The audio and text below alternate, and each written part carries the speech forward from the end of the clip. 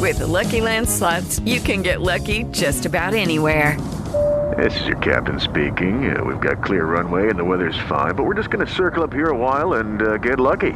No, nothing like that. It's just these cash prizes add up quick. So I suggest you sit back, keep your tray table upright, and start getting lucky.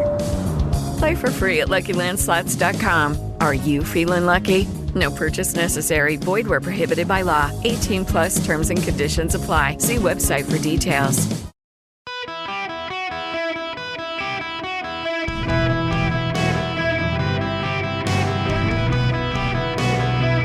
Welcome to the Eric Erickson Show podcast, Hour 2. Hello, America. Welcome. It is Eric Erickson here. The phone number, you want to be on the program, 877-973-7425. I am delighted to have you with me. I gotta go there. Some of you won't like it. I got questions. I got questions. People always, all the conspiracy theorists just asking questions. I'm just asking questions. The conservative candidate for the Wisconsin Supreme Court lost last night. Abortion actually was an issue, but also was the issue of the conservative candidate had been a stolen election 2020 guy. Had tried to round up names for some sort of litigation or some such. In 2020 was very adamant that the election was stolen, then wound up not actually campaigning with Trump and didn't want Trump's endorsement because it was political. You're not really supposed to be pushing for political endorsements when you're running for a judge under the ethics rules in Wisconsin and elsewhere. Trump supporters said, well, if he would have pushed to campaign with Trump, it would have been a big deal, except it would have violated judicial ethics. So they're distracting from that. He was a stolen election guy, and he lost. Carrie Lake was a stolen election gal, and she lost. You had Blake Masters, was not a good candidate, was backed by Trump. He lost. Mehmet Oz in Pennsylvania was Trump's guy, and he lost. Herschel Walker was Trump's guy, and he lost. You had John Gibbs up in Michigan, beat Peter Meyer, lost against the Democrat there. You had what's-his-name in Washington State, beat the Republican, Herrera, who voted for impeachment, and then he lost Joe Kent, I think his name was. You had Madison Cawthorn in North Carolina lost, and that other guy in North Carolina that Trump backed, he lost a Republican seat to a Democrat. And Donald Trump says, well, I endorsed like 5 bajillion candidates. Yeah, but in all the swing counties, in all the swing districts, and all the swing races, all of your candidates lost. I mean, even the guy in North Carolina, the young guy who lost, Madison Cawthorn's friend, who lost his race, what's his name, Bo Heiss or whatever, I can't remember his name, but he lost in a Republican district to a Democrat. So let's take this, let's step back from the indictment, and I need to ask, and let's talk through this. Some of you listening right now believe the 2020 election was stolen. I'm not going to relitigate 2020 with you. I'm just saying, for sake of argument, let's say the 2020 election was stolen. In Georgia, it was stolen in Arizona. It was stolen in Pennsylvania. It was stolen in Nevada. It was stolen in Wisconsin. It was stolen in Michigan. Let's just say the elections were stolen in all those places. For the sake of argument, let's just say they were stolen. They were stolen in 2020 when Donald Trump was president of the United States. He controlled the Justice Department, the Defense Department, and Homeland Security. They were stolen in Georgia, where you had Brian Kemp and Brad Raffensperger, Republicans, in charge. They were stolen in Arizona, where Doug Ducey was in charge, a Republican. They were stolen in Michigan, where the Republicans control the legislature and the governor's. Or no, I guess she lost the governor's mansion, but the legislature. They were stolen in Wisconsin, where Republicans control the legislature and the judiciary. stolen in Pennsylvania, where the GOP was not completely in charge statewide, but had the legislature. And Donald Trump controlled everything. So now, fast forward 4 years. Fast forward 4 years, you still have Brian Kemp and Brad Raffensperger in Georgia, who Trump campaigned against, as well as the Attorney General in Georgia. You now have Katie Hobbs, Arizona Secretary of State, now as the governor and a Democratic Secretary of State. You've got Democrats fairly dominant statewide in Arizona, even as they don't control the legislature, so that's changed. In Nevada, you've got a Republican in the governor's mansion now that you didn't have in 2020, but you've also got Democrats entrenched everywhere else in the state. You've got in Wisconsin now, you Trump supporters and your stolen election candidates have lost the Wisconsin Supreme Court, and you don't have the governor's mansion there. The Democrats now control everything in Michigan for the first time in 40 years. The Democrats now control everything in Pennsylvania. So you've gone from 2020, where you had Republicans in charge in a number of these places, either at statewide or in the legislature, and Donald Trump in charge of the Defense Department, the Homeland Security Department, and the Justice Department, and the Republicans lost. You had Donald Trump and Republicans controlling all these states, and he believes the elections were stolen in those states. And now you've got Joe Biden in charge of the Defense Department and the Homeland Security Department, in the Justice Department, and you've got Democrats entrenched now in Pennsylvania, Wisconsin, Michigan, Arizona. You've still got the same crew in Georgia, and Donald Trump hates their guts and they don't like him. So if the election could be stolen in 2020 when Trump was in charge and you had Republicans in a lot of these places, how do you avoid it being stolen now when Joe Biden controls everything and the Democrats control these states? For the sake of argument, you assume they got away with it and stole the election in 2020. Your situation is even worse now. How do you win?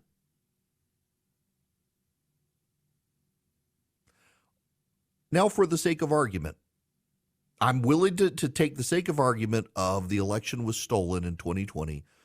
So now the situation is more grim. The Democrats control even more. How do you win? Now, for the sake of argument, you do me a favor and say the election wasn't stolen. He lost fair and square. Or as a buddy of mine, a congressman from Texas, says, the Democrats stole it fair and square. They went to court and changed the rules before the election outcome or before the election, and that's how they won. And I think that's a fair statement. But, okay, so the Democrats won. Now, for the sake of argument, I said it was stolen. How do you not have it stolen now when Democrats now control even more, including the federal government? So now, for the sake of argument, you humor me. He lost fair and square in 2020. Voters rejected him. They rejected him in 2018. They went with the Democrats overwhelmingly. In 2020, they went with Joe Biden. In 2022, Republicans were looking like they were going to have a very big year, and in fact, they didn't in 2022. Republicans everywhere did very well, except in places where Donald Trump's candidates advanced to the general, and then they lost. So Republicans did great in New York. They did great in Georgia. They did great in North Carolina. They did okay in Ohio, though it was closer than it should have been with Vance. Ron Johnson did okay, but Republicans, they blew it in Arizona. They blew it in Pennsylvania. They blew it in Michigan. They didn't do great. And according to the exit polling, 13% of Republicans sided with the Democrats. And for the first time since 2002, independent voters, even with high inflation, even with the bad economy, even with all of Joe Biden's failures, independent voters decided they would rather go with the Democrats than with a bunch of crazy Republicans who are focused on 2020.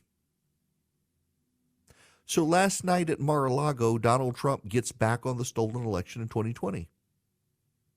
How do you, if you want to win, you don't just want Trump to be the nominee, you want Trump to become president again. If the election wasn't stolen in 2020, how does Donald Trump build a coalition of voters in 2024 that wins in a way 2020 he lost? What does he say or do to get people back to him? Don't say, well, if the economy goes into recession, Clearly, they'll vote for him because the economy sucked in 2022 with record high inflation. And these people still voted for Joe Biden. They still preferred Joe Biden to Donald Trump's handpicked candidates. How do Republicans win with Donald Trump? Now, there will be people who say, well, they can't win, but only Donald Trump can fight. I don't know. We got a guy down in Florida who flipped that state from a swing state to a bright red state and has put all sorts of wins on the board. I don't see a path to victory in 2024. And yes, it's true. In 2016, I didn't think he could beat Hillary Clinton, but he did. Hillary Clinton ran a disastrous campaign. The Democrats are indicting Donald Trump in large part because Hillary Clinton ignored Wisconsin for the last 100 days of the race, and they still can't acknowledge she ran a terrible campaign. And Donald Trump did win in 2016 against Clinton. So never say never, but if you believe 2020 was stolen and Donald Trump was in charge, I don't know how you can think 2024 can't be stolen. So why put up Trump? Let some other chump have it stolen from him. I mean, Donald Trump clearly failed in that regard. The other odd thing here is that, for Donald Trump hires the best people. He hired William Barr, who said the election wasn't stolen. He hired the Christopher Wray, the current FBI director. He put in place this team of people. He hired Mike Pence, who is now going to run against him for president of the United States. It's fine to say you're going to be for Donald Trump because you're for Donald Trump, but I hope you understand that being for Donald Trump in 2024 is not being for Donald Trump in 2016. It's being for Donald Trump after 2018, after 2020, after 2022, headed into 2024, when 13% of Republicans in 2022 voted Democrat and independents for the first time since George W. Bush in 2002 voted Democrat. How do you get those people back? This is the Democratic theory of the case, is that Donald Trump can't get those people back. If they wouldn't go Republican in 2022 in a crappy economy with runaway inflation, they're not going to go for Donald Trump in 2024.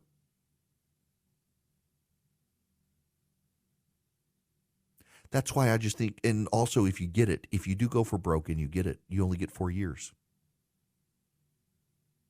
Just why I think maybe it's time to move on from him. Here's what I think. Democrats in 2022 went out of their way to ensure the worst possible Republicans got nominated, where it was Kent in Washington or Gibbs in Michigan or Oz in Pennsylvania, the Michigan gubernatorial nominee for the GOP, the Illinois gubernatorial nominee for the GOP. They tried to get Eric Greitens in Missouri. Thankfully, that failed. Look at the Republicans in Kansas. They reelected a Democratic governor in Kansas. Look at Arizona. They pushed for Kari Lake and she won and then lost. And so now you see the Democrats indicting Donald Trump, hoping Republicans go with him. It just looks to me like the Democrats are shaping the field again, and they're shaping the field in Donald Trump's advantage. And they're not going to prosecute him for federal crimes, and they're not going to prosecute him in Georgia until he's the nominee. And then once he's the nominee, you'll see him bogged down in court in New York, bogged down in court in Georgia, bogged down in court in federal court with all these different cases. The media will have a field day about these cases. They will alienate him with independent voters again. They will drag him down, keep him from campaigning, and if they get lucky, lock him up in prison, which may not happen, but they'll so distract him he can't run an effective campaign against Joe Biden or some other Democrat if Joe Biden doesn't run. So what's your path to victory? It seems like the easier option, the better option, the more viable option, the one that might actually win is to not go with Trump as the Republican nominee, let him deal with the legal issues, or I suspect they all go away if he stops running. But if you believe the election in 2020 was stolen and Donald Trump was in charge of everything and Republicans dominated a number of these states that Democrats now dominate, and now Joe Biden dominates the federal government, good luck not having it stolen. And if you recognize it wasn't stolen, but voters moved away from Donald Trump, good luck getting them back in 2024 when in 2022 they were willing to stay with the Democrats along with 13% of Republicans voting Democrats despite inflation, all because they despise Donald Trump and Trump's 2020 stolen election candidates. And now those 2020 stolen election candidates who the Republicans in Wisconsin nominated for the Supreme Court there have now, for the first time in 15 years, lost the Wisconsin Supreme Court to the Democrats. Good luck trying to redo this in 2024 and not have the same results. The definition of insanity is doing the same thing over and over and hoping for a different result. Hey, for those of you on the phones, I want to take all of your phone calls. This is just a short segment because I got an Omaha Steaks read here I've got to get to in a minute, and I want to do justice to your calls. So just be patient with me. And for the rest of you who want to call in, 877-973-7425. Real quick, today is Holy Wednesday, and Christians around the world, 2.2 billion people, focus on Judas's betrayal of Christ. I know there is a habit among some, and it has happened in the last 24 hours, of Trump supporters claiming Trump is like Christ, persecuted, and blah, blah, blah, blah, blah. I would be hesitant to be so convicted of your politics that you drag Jesus into it. I'm deeply concerned about people of faith in this country being so enraged by people with politics opposite them who hold different views that they're not able to even attempt to love their neighbor. I have a commenter in my comment threads on something I wrote this morning on my Substack about Judas and Jesus' half-brother or first cousin, whatever you want to believe, also named Judas. We call him Jude. And the guy says, I just, all these Christians, they just will love their neighbor. They don't want to fight. Best I can do is just not hate other people. That's actually not good. That's bad. You're commanded to love your neighbor. Nobody said it would be easy. And this is the perfect time of year to be reminded that if you're a Christian, you believe that an innocent man was tortured, beaten, nailed to a cross, crucified, killed, and buried, and rose again from the dead. And before he departed this world, said love your neighbor. Don't become so cold-hearted that you can't. You need to be mindful of that. Don't let your politics poison your relationships with other people. Welcome. It is Eric Erickson here. The phone number is 877-973-7425. Watching the par 3 contest at the Masters, it is gorgeous. And seeing all the players' kids out there and the caddies' kids dressed up as caddies and the like, it just beautiful, beautiful, beautiful place. Oh my gosh, I'm excited to go. I hope the weather's just not too awful, but I'm afraid it will be. Okay, phones, as I promised, this half hour. Just going to go in order here. Frank, you're going to be up first. Welcome. Hey. Good afternoon, sir. Enjoy your show. It's growing on me, I will tell you. I'm an acquired voice.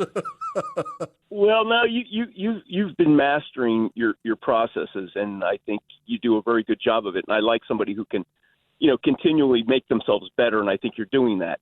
Thank you. With question, I have a question. You talked about the cabinet members who disagreed with the election being stolen, and I agree to a certain extent. However, we didn't know that the FBI interfered with social media. Mm-hmm. Is that not interference with an election? Does that not help the election get stolen? We didn't know about.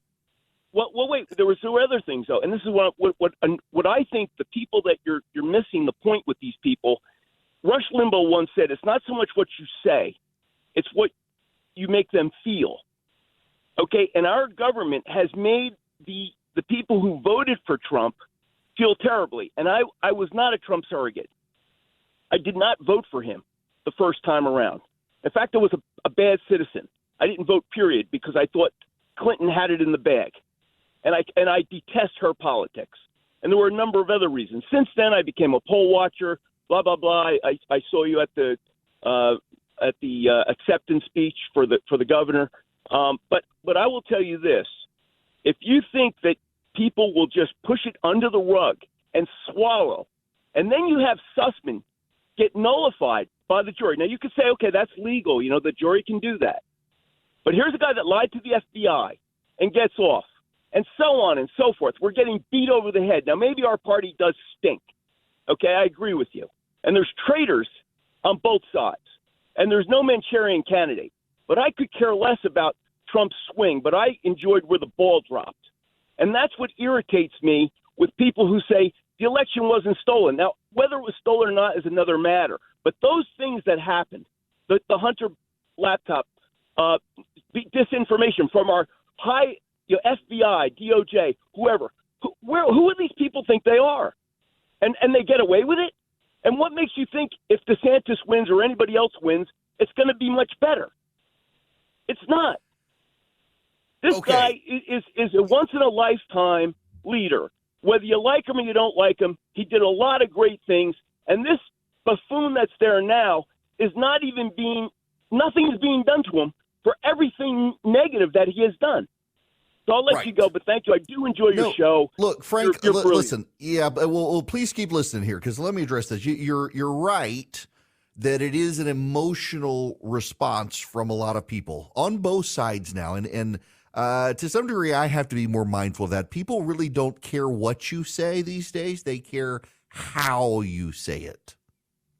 And I tend to try to be like reason and logic, but we're in postmodern times where people have their own truth. They don't really care what the actual truth is. If they want to believe something, by God, they're going to believe it. And you're a jerk for disabusing them of the notion. But let me dwell though more on towards your last point. Trump, unique leader. Absolutely. Once in a lifetime leader. Absolutely. And he did a lot of good when he was president. Look, you didn't vote in 2016. I voted third party in 2016 because I hated them both. And I supported Trump in 2020. Had Eric on the show, had Don Jr. on the show, had Kushner on the show, had Pence on the show, went up to Washington, D.C., met at the White House with them, was happy to help him in 2020. He proved and earned my vote. It wasn't just given. But he's also a man on an island, and he's done a terrible job of surrounding himself with competent people who can help him. I mean, if you say, well, DeSantis get there, it's not going to get any better. Well, then maybe there's something larger at stake here, and maybe Trump was able to hit the jackpot once. Can he do it again? Probably not. And if you don't get everything you want, does it mean you haven't gotten anything you want? And that's part of the issue here, too, is that there are a lot of supporters of Donald Trump out there. And Frank, I don't know where you stand in this, but there are a lot of supporters who take the position that it's all or nothing. If I don't get every single thing on the list that I want, then I've got nothing on the list, even if I got 9 out of 10. I mean, DeSantis in Florida has put more points on the board than Trump when it comes to cultural stuff, other than changing the Supreme Court, which DeSantis can't do. He's battled Disney, and the left wants you to think Disney's won. That's not true. There's about to be huge investigation and litigation there. The fight's not over. He's pushed back and changed universities. He's pushed back on the wokes and DEI. When Donald Trump wanted the country shut down over COVID, DeSantis opened Florida like Brian Kemp in Georgia. So there are real differences there. And one thing DeSantis has been able to do that Trump hasn't been able to do is to try to persuade more congressional Republicans to come his way on stuff. So just because the style is different and the results are good, shouldn't we allow that? I mean, and again, this goes back to the emotionality of it. If DeSantis does everything right but talks about it in the wrong way, there will be a lot of people who are mad at him. If Trump can't do anything but talks about it in the way they want, they'll give him credit. And I think we have to actually put reason above emotion on this stuff. And people, some people I think are insulted, and I think the Democrats go out of their way, and some Republicans like McConnell, and they go out of their way to insult people. I occasionally do. I admit it. But a lot of people also really, really want to be insulted and will hear you insulting them when they're not actually trying. We've gotten hypersensitive and very emotional in the country, which is part of our problem, and it transcends parties. Donald Trump was able to tap into a level of emotion on that, but not necessarily lock it all in. And I don't know that moving forward in the country that if this was a once-in-a-lifetime thing with Trump, that he can capture lightning in a bottle twice. That becomes even more difficult, particularly when everyone and every institution and the parties and the governments are all aligned against him. Would you rather get 90% of what Trump could offer you with someone else, or take a chance on capturing lightning in a bottle twice to get everything you want? At some point, that's on the voters of the Republican Party to decide. Do you want to take a chance that Trump can capture lightning in a bottle twice in light of 2018, 2020, and 2022? Or do you want to go with someone like DeSantis, who flipped a purple state bright red, or a Nikki Haley, or a Mike Pence, or a Tim Scott, or someone else? That's going to be for the voters to decide. 877-973-7425. Andrea, you're going to be up next. Welcome. All right, I got to ask you this question. Do you go by Andrea or Andrea? I hate that question. I my just whole go by life, jerk. I have hated that question. Well, that's the solution. Maybe I should switch to that. I was baptized Andrea, but my mother calls me Andrea. And Okay. I'm an upstate New Yorker, so I guess Andrea it is. But I just wanted to say that I am beyond discouraged. First of all, I did vote for Trump in 16 and in 20. I wasn't for him at the beginning, but he convinced me. At this point, I would absolutely walk through glass to not vote for him in the primary. I don't want all this chaos. And you know what? The more I thought about it, the more it really didn't sit well, all that lack of civility. I just feel like it was contributing to the downfall of society. You know, now that he calls this girl horseface, then he's getting $8 million from the people because he has a legit gripe about this lawsuit and being prosecuted. But he spends money to run ads against DeSantis, to lie about DeSantis on Social Security the same way that the Democrats would lie about him. No, thank you. Go away. That's how I feel. But be that as it may, you are saying that the reason people aren't voting for the Republicans is because they embraced that stolen election theory. I believe that's a component, but I think more than that, it's money. In Wisconsin, they spent $14 million as versus $2 million. And my husband has a coworker in Wisconsin who said that the air was flooded with money. And this is the thing that I'd like to talk to you as a Christian about. What do you think of the fact that they're using abortion because they know it works at every turn, whether this is a person who can vote, yay or nay on abortion or not, they throw that up there. That's always on there. That horse was out of the barn for 50 years and walking around, and people are not willing to put that genie back into the bottle. And honestly, sadly, I think the only way to conquer that hill is to convince the people involved to not have the abortion. It's not to say, no, you. That just doesn't sit well. So I got to say, on abortion, I think Republicans, when you look at some of these places like Wisconsin and Michigan, Republicans nationally are going to have to recognize that we got to let federalism work. And what works in Texas or Florida may not work in Wisconsin and Michigan. And if you want to put points on the board and advance your side, you may have to compromise at the state level on the life issue where the voters actually are and try to persuade the voters over time to come in your direction. We persuaded voters nationally, I think, by and large, 55% of Americans consider themselves pro-life, but only about 35% are pro-life from the moment of birth. So if you push, for example, in a place like Wisconsin, no abortion at all from the moment of conception, you're going to lose that state. So the question is, do you want to hold your head high and lose that state, or do you want to say, all right, 15 weeks not from conception, and maybe win that vote? Abortion is an issue at the local level, and people are not of uniform position, and to the extent that they are in positions, they tend to cluster by state, and so you got to have a custom message for each state. On the larger issue there of where the Republicans go, you're absolutely right. It was a massive, massive advantage for the Democrats in funding of the race in Wisconsin. I will tell you, One of the things that has not come out, but probably will, but I know from talking to a lot of people, including a number of the people who gave money up there, is that the Republican donor class rightly believed that they picked the absolute weakest candidate possible to run that race. I mean, I know people who poured millions of dollars into that seat to try to help the GOP win it, try to help Kelly win it. And they went into it knowing that they were going to lose their money and not get anything for it, but they still wanted to try because they think those the voters up there nominated the worst possible person to run on the conservative side. Candidates ultimately matter, and when you put up candidates who alienate themselves from voters, guess what? They're going to lose races. The GOP base seems to have gotten terribly horrible at discernment when it comes to picking viable candidates.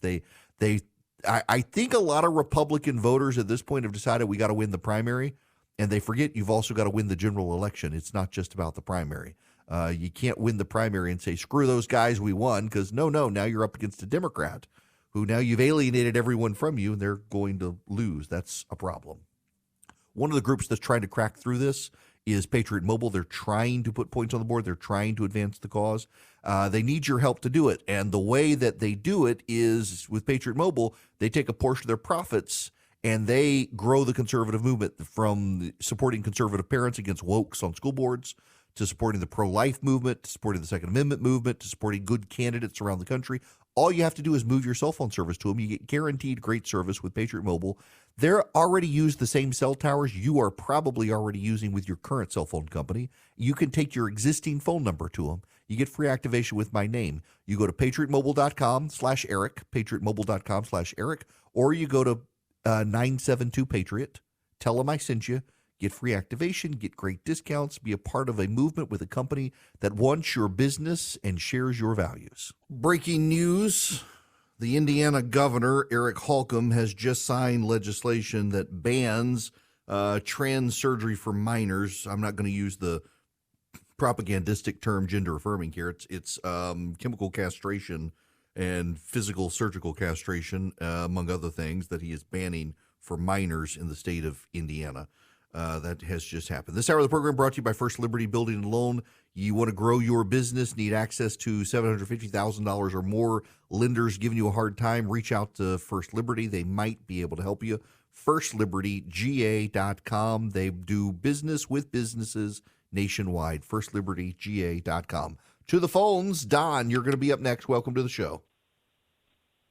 Okay, let's see if I can make you look good, because I know that's my job. All right, yes. I'm thinking about what you've said about the left being like orcs and their propensity to turn on each other. But I believe that the Democrats also know what they've unleashed by indicting Trump. Mm-hmm. So what happens to Alvin Bragg when he fails? Do the Democrats turn on him and force him to resign? Will he be disbarred? I don't think he will be disbarred. Now, I'm not a New York lawyer, but the uniform rules they're kind of the same in most states. He's not going to be disbarred for bringing this prosecution. However, he probably will be run out of office. If Donald Trump, for example, were to win the presidency based on people's sympathies over this case, he would absolutely be vilified, ruined by the Democrats, driven from the practice of law, not disbarred, but probably never work again except in some community hole where he's working with indigent, impoverished people who need a lawyer to write a nasty letter to a landlord. The Democrats will vilify and turn on this man if this case is thrown out. They will say he's an idiot. He will probably even undermine George Soros's efforts to get other future progressive prosecutors elected, given that he's one of the ones Color of Change voted for or funded. Alvin Bragg has probably just written his legal obituary by doing this to Donald Trump, because this case, for example, Don, the New York Times today has a piece out, an analysis piece by Charlie Savage. It says a surprise accusation bolsters a risky case against Trump. The unsealed case against Donald Trump accuses him of falsifying records in part to lay the groundwork for planned lies to tax authorities. And even the writer of this is largely incredulous of how Alvin Bragg intends to advance this. Bragg won't say what the underlying crimes specifically are, and he can do that up front, but he can't do that moving forward. He's got to decide. And for Alvin Bragg to say, well, it could have been campaign finance law violations, or it could have been a conspiracy to fabricate and lie to tax authorities in the future, those two are incompatible with each other. He's got to pick one. And if he picks campaign finance rules, well, good luck prosecuting it. You really can't under federal and state law. If you pick a future plan to lie to tax authorities, good luck doing that when your paperwork that you falsified was all private paperwork inside the company, not public and not even available to tax authorities. How do you do that? And by the way, that's not a crime. That's the conspiracy to possibly commit a future crime. This is really, I can't emphasize this enough. I realize those of you on the left, you just want him in prison and you don't care why. But there are rules at play here, and those rules must be followed. And if you do not follow the rules, you do not get the conviction. You get the case thrown out. And Alvin Bragg has cut so many corners just to try to get an indictment. I don't know how this even makes it to trial. I actually will be surprised if the judge doesn't throw this out on its merits even before a trial. It's just so speculative. Okay, round two. Name something that's not boring. A laundry? Ooh, a book club. Computer solitaire, huh? Ah, sorry, we were looking for Chumba Casino. That's right, ChumbaCasino.com has over 100 casino-style games. Join today and play for free for your chance to redeem some serious prizes. ChumbaCasino.com. No purchase necessary. Void where prohibited by law. 18+ terms and conditions apply. See website for details.